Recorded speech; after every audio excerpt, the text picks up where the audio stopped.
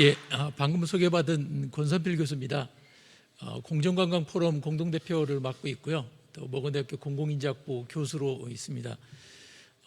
오늘 제가 발제할 자료는 사실 우리가 사전 포럼을 하면서 공정관광 포럼을 준비하면서 제가 사전 포럼을 했는데 사전 포럼을 하는 그 자리에서 여러분들의 이야기를 쭉 들어보니까 분명히 새로운 어떤 변화가 생기고 있다라고 하는 것을 알 수 있었습니다.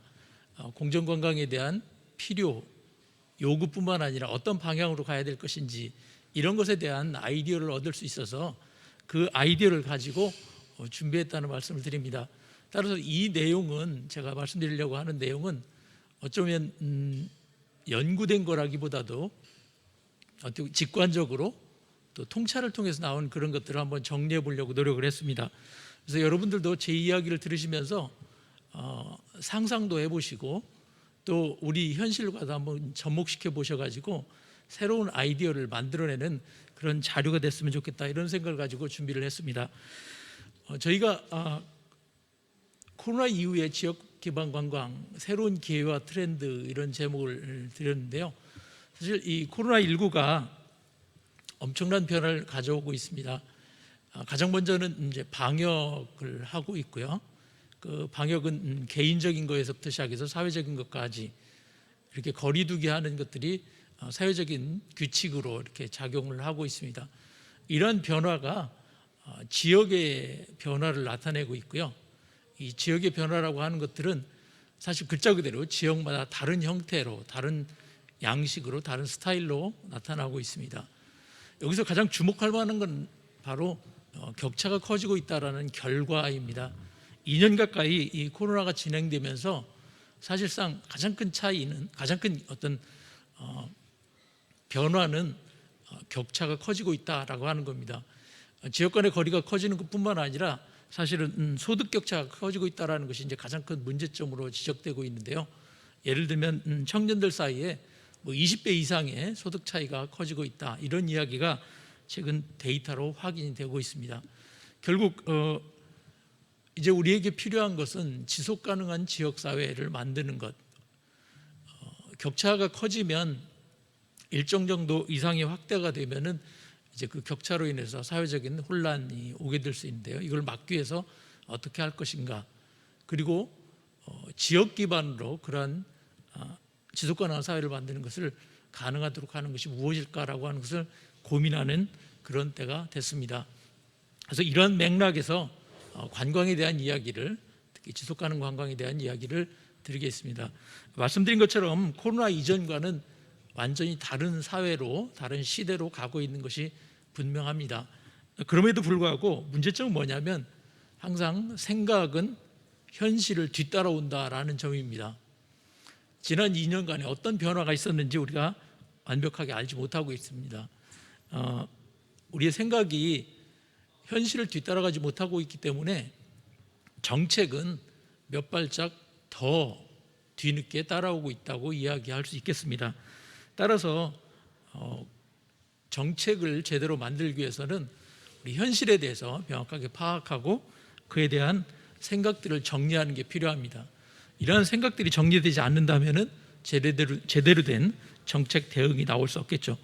이러한 생각은 현실에 대한 명확한 인식부터 시작해야 되는데 현실을 인식하는 방식이 이제 제한되어 있고 또 왜곡되어 있는 것이 현실입니다. 이것을 어떻게 넘어설 수 있느냐라고 하는 것이 시대적 과제라고 생각이 됩니다. 관광도 다르지 않습니다. 관광 분야에서도 이렇게 이거는 EU에서, 유럽에서 나온 자료입니다만 코로나 이후에 여행 산업은 완전히 새로운 길로 가고 있다라고 하면서 4가지 큰 카테고리를 제시를 하고 있습니다. 디지털이 첫 번째고요. 두 번째로 지속 가능성, 그리고 건강, 그리고 소비자, 이런 4가지 키워드를 중심으로, 이거 4가지 범주를 중심으로 다양한 변화들이 일어나고 있는 것을 이미 이야기하고 있습니다. 이러한 변화들을 우리가 이미 겪고 있지만 문제는 이러한 변화가 전 세계적인 변화일 뿐이지 지역마다는 사실 여행의 현장은 다르게 나타나고 있습니다. 모든 여행은 사실 지역에서 이루어집니다. 이 지역이라고 하는 것은 이제 물리적 공간을 얘기하게 되는데요. 아마 요즘 코로나 이후에 우리가 생각하는 것처럼 해외 여행을 하지 못하니까 국내 여행을 합니다. 이 국내라고 하는 것이 지역이겠죠. 그 국내 안에서도 실제 우리가 여행하는 것은 특정한 지역, 대략 운전해서 1시간 범위 이내의 영역을 주로 이야기합니다. 그러니까 국내에서 다시 지역은 더 좁은 운전거리 1시간 이내의 거리를 주로 이야기하는 거로 생각할 수 있겠죠. 그렇지만 우리가 머무는 곳은 그 안에서 특정한 장소입니다. 또다시 더 작은 단위로 줄어든다는 얘기죠. 그 장소 중에서도 특정한 공간으로 우리는 시간적으로 좁혀지는 것을 볼 수 있습니다. 우리가 숙소는 1평, 2평 남짓한 공간이 되겠고요. 결국 우리가 지역에 대한 생각을 단순히 어떤 특정한 장소를 얘기하는 것이 아니라 제가 지금 말씀드린 것처럼 연속적인 범주를 생각해야 된다라는 뜻입니다. 이것이 어떻게 흘러가는가, 1시간 운전거리 범위 내에서 어떤 장소로 좁혀지고 그 어떤 장소 안에서 어떤 범위로, 어떤 공간으로 좁혀지는가라고 하는 이 흐름을 이해하는 것이 지역기반 관광에서 지역의 개념입니다.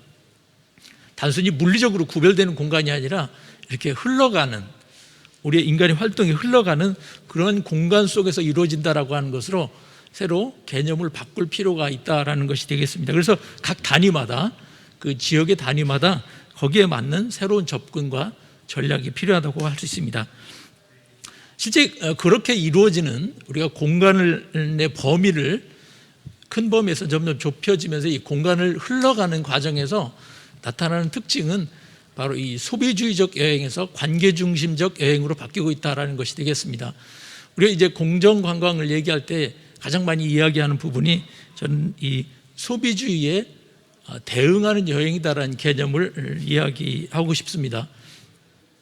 우리가 일반적으로 여행하면 돈 쓰러 가는 거라고 하는 이런 개념을 갖고 있어서 항상 어떻게 우리가 쓰는 비용에 의해서 최적의 효과를 낼 건가를 고민을 하는 것이 기본적인 행태가 되겠죠.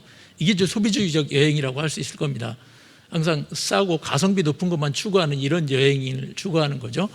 따라서 이런 상황에서는 인간과 자연은 결국 소비되는 서비스화가 될 수밖에 없습니다. 근데 문제는 이 관계가 대부분 불공정한 관계로 갈 가능성이 높고 지속 불가능한 사회를 만드는 원인이 된다라고 하는 거죠. 어떻게 이 소비주의를 극복할 것인가라고 하는 것은 범위를 점점, 아까 지리적 범위를 좁혀가면서 그 안에서 관계를 형성할 때 소비주의적 여행을 극복하는 방향이 나온다고 생각합니다. 그래서 지속가능 공정여행은 이 소비주의적 여행을 없애는 것이 아니라 줄이도록 노력을 하는 거고요. 반대로 지속가능한 공정여행을 대체하는 것이 아니라 보완해 가는 것으로 나아가야 된다고 생각합니다. 우리가 하루 사이에 코로나를 없앨 수 없는 것처럼 하루 사이에 우리 이 현재 금전과 여행 경험을 교환하는 이런 시장주의적 방식을 바꿀 수 없기 때문에 작은 지역부터 또 그 시간적 범위도 좁은 범위서부터 시작해서 지속가능한 공정여행을 확대하는 것이 기본 방향이 될 것입니다. 지속가능 공정여행은 사람과 관계 중심이고요. 또 이 사람과 관계 중심이라고 하는 것은 공감과 소통에 기초한 관계가 되겠습니다. 그리고 이걸 통해서 공정에 대한 관심을 높이고 더 공동체와 공동선을 창출하는 방향으로 나아가는 것이 되겠습니다. 제가 최근에 읽은 책 중에서 가장 인상적인 부분이 바로 이 마이클 샌델 교수, 너무 유명하죠. 다 읽어본 분은 별로 없다고 그럽니다. 실제 그렇지만 이 돈으로 살 수 없는 것이라는 책에 이런 부분이 있었습니다. 민주주의는 공공의 삶의 성격에 무관심해질 수 없다. 그것은 완벽한 평등을 필요로 하지 않는다. 완벽한 평등을 필요로 하지 않습니다. 오히려 이 자본주의 사회는 돈을 가지고 완벽한 평등을 이루고 있습니다. 돈 X만큼의 서비스를 받는다라고 하는 것을 가지고 사실 이게 이제 자유주의적인 평등의 개념이 되겠죠. 그런데 그 완벽한 평등을 필요로 하지 않는다라는 겁니다. 필요 없다는 뜻이 아니에요. 그거 가지고 충분하지 않다라는 의미인 것 같습니다. 다만 서로 다른 삶의 영역에서 온 시민들이 서로 공동의 공간과 공공장소에서 만날 것을 요구한다. 민주주의가 요구하는 것이 다른 것이 아니라 다른 삶의 영역에서 온 시민들이 공동의 공간에서 공공의 장소에서 만날 것을 요구한다는 이 이야기입니다. 바로 이 부분이 저는 공정관광의 핵심을 표현한 것, 그렇게 생각을 했습니다. 공정관광이라고 하는 것은 다른 게 아니라 바로 다른 삶의 영역에 온 사람들이 서로 공동의 공간과 공공의 장소에서 만나는 것이죠. 이 만나는 걸 통하면 만나는 것에서 저절로 관계가 되고, 이 관계를 통해서 공감을 하게 되고, 공감은 바로 공정한 관계를 만드는 기초를 형성한다라는 겁니다. 바로 이것이 그 아래에 있는 것처럼, 이로써 우리는 우리 다른 의견에 관해 타협하며 우리의 다름과 함께 더불어 살아가는 법을 배울 수 있다. 그리고 이것이 우리가 공공선을 기르는 방법이다. 예, 이 공공선이 만들어지는 기초가 바로 이 공동의 공간과 공공장소에서 만나는 데부터 시작한다라고 하는 것이 바로 이 샌델 교수가 이야기하는 겁니다. 그리고 이것은 책 제목처럼 돈으로 살 수 없는 것이라고 하는 거죠. 결국 소비주의를 극복하는 방법은 서로 다른 삶의 영역에서 온 사람들이 만나는 것을, 그리고 그 만나는 것을 어디서 만나느냐면 사적 공간이 아니라 공동의 공간, 공공장소에서 만날 것을 요구한다라고 하는 겁니다. 우리가 관광이라는 말을 쓸 때 한자로 볼관자에 빛광자를 쓰는데요, 아주 저는 의미 있다고 생각을 합니다. 밝은 데서 만나는 거고요, 그리고 서로 보는 것이 기초가 됩니다. 우리가 이 온라인 시대를 맞이해서 서로 보는 것이 이 전자매체를 통해서 보고 있는데, 실은 이 전자매체를 보는 걸 통해서 보는 것은 분명한 한계가 있습니다. 여러분이 제가 지금 어떤 상황에 있는지, 누구를 앞에 놓고 얘기하는지 아무도 모르실 거잖아요. 다만 제가 이야기하는 말만 듣습니다. 영상만 보고 있어요. 바로 이것이 우리가 보는 것의 한계입니다. 실은 보는 것은 서로 마주 볼 때, 관계를 기반해서 볼 때 다른 결과를 낼 수 있는 것입니다. 바로 이것이 이제 앞으로 코로나 이후에 우리가 회복해야 될 관광의 새로운 방향, 관점을 이야기한다고 생각합니다. 이러한 그 배경에서 말씀드렸던 우리가 사전 포럼을 하면서 여러 가지 이야기, 우리 관광에 관한, 특히 지역 기반 관광에 대한, 공정 관광에 대한 여러 가지 이야기를 들으면서 그때 얻어낸 키워드들이 이런 6가지였습니다. 소위 이제 우리가 미래 연구를 할 때, 사회 변화를 연구할 때 이런 것들이 이제 우익 시그널, 약한 신호라고 얘기하는데요. 앞으로 변화를 보여줄 수 있는 어디선가 이 작은 목소리 같은 것들입니다. 이 작은 목소리들을 우리가 빨리 듣고 알아채서 이것을 큰 흐름으로 만들어내는 것, 또는 큰 흐름으로 이렇게 형성되도록 도와주는 것, 돕는 것이 이제 우리가 할 일이라고 이렇게 이야기하는데요. 그렇게 나타난 6가지 약한 신호라고 저는 생각을 했습니다. 코로나 이후에 관광을 생각해 볼 수 있는 어디선가 들리는 작은 목소리들이죠. 그 트렌드, 흐름의 시작들, 작은 물방울 소리가 이런 것들이 아닌가 생각을 해봤습니다. 치유와 회복, 소규모, 포용과 다양성, 동네, 그리고 살아보기, 탄소 제로, 이런 6가지 정도의 이 작은 신호들이 코로나 이후의 관광을 이야기해 줄 수 있는 그런 기초 또는 시작점을 제공한다, 이렇게 생각을 했습니다. 그 첫 번째는 당연히 이제 치유와 회복입니다. 지난 2년 동안 우리가 심리적으로, 실제 육체적으로도 힘든 시간을 보내고 있습니다. 바로 그때 우리가 받은 상처, 불안, 외로움, 이런 것들을 치유하고 회복시키는 것이 관광의 큰 흐름 중에 하나라고 생각이 됩니다. 이미 이 힐링 투어, 코로나 극복 힐링 투어라고 하는 것들이 여러 군데서 이제 이야기되고 있더라고요. 근데 이 힐링이라고 하는 것은 이제 상처를 어루만지는 정도인데요. 여기서 더 나가서 필요한 것은 이제 회복입니다. 우리가 이제 지속 가능성이라고 이야기하는 것, 또는 회복 가능성이라고 이야기하는 것들인데요. 이 회복 가능성이라고 하는 것은 치유를 넘어서 다음을 준비하기 위한 역량을 준비하는 것, 이것을 이제 이야기할 수 있겠습니다. 여행이 바로 이런 것들과 연결이 될 수 있어야 된다라고 하는 것이 이제 한 가지 신호라고 그럴까요? 미래를 향한 어떤 키워드가 될 것 같습니다. 두 번째는 당연히 이제 소규모입니다. 대규모 소비적 여행을 대체하는 소규모 여행이 이제 이미 트렌드가 되고 있고 또 거리두기 때문에 이렇게 할 수밖에 없는 상황이 되고 있습니다. 최근 이제 각지에서 진행되고 있는 모든 여행들이 4명 정도, 4명을 최대 규모로 해서 진행되고 있고요. 아마 이제 백신 접종이 끝나면 6명, 8명 되겠지만은 그 이상 규모로 당분간은 커지지 않을 것 같다고 이야기를 합니다.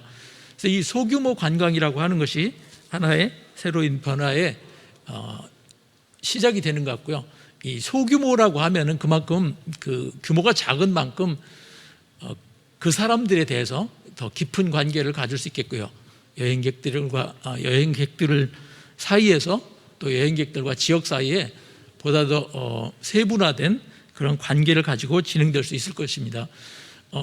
관광 산업의 입장에서 보면은 소규모 관광객의 경우에는 낮은 수익은 낮을 수 있겠지만은 질 높은 수익 또 지속 가능한 더 반복되는 경험을 제공할 수 있는 그런 것으로 나아갈 수 있을 것 같습니다. 특별히 이제 이 소규모 여행객을 응대하기 위해서는 훨씬 더 많은 사람들이 필요합니다. 여행 가이드, 여행 산업에 따라서 고용과도 깊은 관계를 갖고 있다고 볼 수 있습니다. 소액이지만 더 많은 고용이 일어날 수 있는 거고요. 아마 뒤에서 여러분이 이야기 들으시게 될 부탄 같은 경우가 가장 대표적으로 이 사례가 되겠습니다. 부탄은 맞춤 여행, 거의 여행객, 소수의 여행객을 대상으로 하는 맞춤 여행으로 진행하고 있기 때문에 고용 효과가 대단히 높은 그러한 여행이 되겠습니다. 다음은 포용과 다양성이 되겠습니다. 앞에 샌델 교수 얘기 때 다양한 사람들의 만남이라는 얘기가 있었습니다. 그래서 여행은 새로운 사람을 만날 수 있는 또 새로운 상황이나 우리가 공감을 확장할 수 있는 그런 기회가 되겠습니다. 많은 분들이 해외여행을 좋아하는 이유 중 하나가 바로 이 다양성을 경험하기 위해서인데요. 오히려 우리 국내에서 더 좁은 지역 안에서의 다양성에 대한 인식은 확장되지 못하고 있는 것이 우리의 현실입니다. 그래서 이 다양한 사람들을 만날 수 있는 그러한 다양성의 경험을 제공할 수 있는 반대로 더 포용적인 여행을 하는 것이 새로운 트렌드가 될 것 같습니다. 좁은 지역 안에서도 연령과 세대와 라이프 스타일 기타 여러 가지 측면에서 다양한 사람들이 살고 있는데도 불구하고 거기에 대해서 우리가 무지라고 그럴까요? 무관심하고 있는 것들을 극복할 필요가 있겠습니다. 그러니까 여행 프로그램 자체가 이렇게 다양한 사람들을 포괄할 수 있도록 더 포용할 수 있는 그런 여행 방식, 또 여행 장소, 여행 내용들이 개발되고 그런 방향으로 가야 된다라고 이야기할 수 있겠습니다. 이어서 이제 네 번째 키워드는 동네가 되겠는데요. 앞에 제가 여행에서 장소의 흐름을 말씀드렸을 때 제일 마지막이 이제 숙소가 되는 공간이 되겠고 그 숙소보다 조금 더 넓은 범위가 동네가 될 것 같습니다. 우리의 여행이 스쳐가는 여행이 아니라 관계를 맺는 여행이 되려면은 이 동네가 바로 우리가 관계를 맺는 단위가 될 것 같습니다. 따라서 여행을 제공하는 분이나 여행을 하는 분들이야 전부 동네의 범위를 어떻게 생각할 건지라고 하는 부분 같이 고민해야 될 주제인 것 같습니다. 특히 이 도시재생처럼 도시재생 지역이나 우리 공정관광 또는 지역개방 관광에서 관심을 갖고 있는 지역들은 대부분 역사성이 있는 지역이라고 하는 것을 우리가 이제 알 수 있습니다. 역사성이라고 하는 것은 그 공간 자체에 얼마나 오랜 기간 동안의 경험들을 우리가 생각해낼 수 있는가라고 하는 거죠. 예를 들어 우리가 구도심에 가면은 30년 전, 50년 전 그 건물들이 그대로 남아 있고 그때 어떤 흔적들이 남아 있습니다. 고궁을 방문하면 500년 전 우리의 삶의 모습을 추측해 볼 수 있는 물리적인 공간이 남아 있는 거죠. 바로 그걸 이제 동네라고 이야기할 수 있을 것 같습니다. 이 공간 안에서 앞에서 얘기한 다양성, 역사성들을 어떻게 경험할 수 있도록 해줄 수 있을 것인가라고 하는 것이 이제 관광산업의 과제이겠고요. 반대로 여행하시는 분들도 이 좁은 지역 안에서 얼마만큼 우리가 경험할 수 있을 것인가라고 하는 것에 대한 생각들을 해볼 필요가 있는 것 같습니다. 이런 동네가 구체적으로 이제 스테이케이션이라고 하는 살아보기라는 거로 연결이 되는 것 같습니다. 지금 제가 MWD라고 썼는데요. M은 이제 월이란 뜻이고요. W는 week, 주, D는 일. 그래서 하루 살아보기, 일주일 살아보기, 한 달 살아보기, 이런 프로그램들이 정말 많아지고 있는데, 그 이야기는 한 장소 속에서 우리가 얼마나 많은 것들을 경험할 수 있는가라고 하는 거에 이제 달려 있는 것 같습니다. 그래서 앞에 말씀드렸던 다양성이라든가 동네라든가 이런 것들이 반영될 때 이 스테이케이션이 실제 만들어질 수 있는 거죠. 다양성이 없다면 한 군데 오래 살 수가 없습니다. 그 다양성을 시간적으로, 공간적으로, 또 개인의 깊이 있는 경험을 할 수 있도록 하기 위해서 이 살아보기에서는 여행하는 여행자의 내면에서부터 시작해서 생각하는 거, 느끼는 거, 경험하는 거, 해보는 거, 이런 것들이 이제 종합적으로 만들어져야만 이제 스테이케이션이 될 수 있는 거죠. 살아보기가 가능한 거기 때문에 통합적인 인간 또는 자유롭고 새로운 걸 탐구하는 인간이에게 줄 수 있는 그런 경험들을 만들어내는 것이 이제 필요하다고 할 수 있겠습니다. 이것들 하고 싶은 것이 여행객의 욕구이고, 하려고 하는 것이, 이런 것을 제공하려고 하는 것이 바로 이제 지역 기반 관광에서 핵심적인 모듈로 만들어지는 것이라는 생각을 해봅니다. 마지막으로 탄소 재료입니다. 기후변화 시대에 사실 코로나의 직접적인 원인은 기후변화라고 많은 분들이 이야기합니다. 결국 우리 여행을 통해서 구현해야 될 목표 중에 하나가 이제 탄소 제로가 될 것 같습니다. 가장 거대한 목표이기도 한데요. 일회용품 없애고, 또 로컬 푸드를 먹고, 또 실제 쓰레기를 치우거나 재활용을 직접 실험해보는 이런 여러 가지 형태의 새로운 경험들을 제공하는 것이 이제 탄소 제로 여행이 되겠습니다. 이런 6가지 제가 말씀드린 이 작은 시그널들이 우리 이 지역 기반 공정 생태 관광에서 앞으로 키워가야 될 어떤 작은 씨앗들이 아닌가, 이런 생각을 해봤습니다. 말씀드린 것처럼 이런 6가지는 이미 어디선가 시작되고 있고, 그 씨앗들을 누군가 돌보고 있는 것 같습니다. 이것들을 키워서 보다 지속 가능한 사회, 또 지속 가능한 지역, 회복 탄력성이 있는 사회를 만드는데 이것들이 분명히 기여할 수 있을 거라고 생각을 합니다. 우리의 여행이 세상을 바꿀까, 이런 질문이 바로 공정생태관광을 하는 모든 사람들이 갖고 있는 질문이기도 한 것 같습니다. 우리의 여행이 세상을 바꿀까는 아직 모르지만은 우리가 확신하기는 여행이 우리 자신을 바꾸고 있다라고 하는 것은 확신을 하고 있습니다. 우리 자신의 변화뿐만 아니라 우리 자신의 변화가 세상을 바꿀 수 있는 여행이 됐으면 하는 것이 바로 공정생태관광을 이야기하는 이유가 되겠습니다. 공정생태관광은 이것을 하는, 여행을 하는 여행객 개인, 또 여행 서비스를 제공하는 모든 여행 관련 기업이나 산업뿐만 아니라 이것을 포괄하고 있는 그 지역이 함께 해야 하는 일이라고 생각됩니다. 여행이란 관점을 가지고 우리가 세상을 바꾸려고 할 때 공정생태관광이라는 것을 생각하면 이것이 가능할 것이다 라고 생각을 해봅니다. 특히 코로나 이후 시대에 우리에게 필요한 것들을 생각해보고 실천할 수 있는 그런 계기를 바로 공정생태관광이 해줄 거라고 생각을 해봅니다. 자, 이런 주제로 오늘 여러분들이 같이 오늘 이 행사를 봐주시고 또 여러분들의 생각도 함께 나눠주시면 고맙겠습니다. 감사합니다.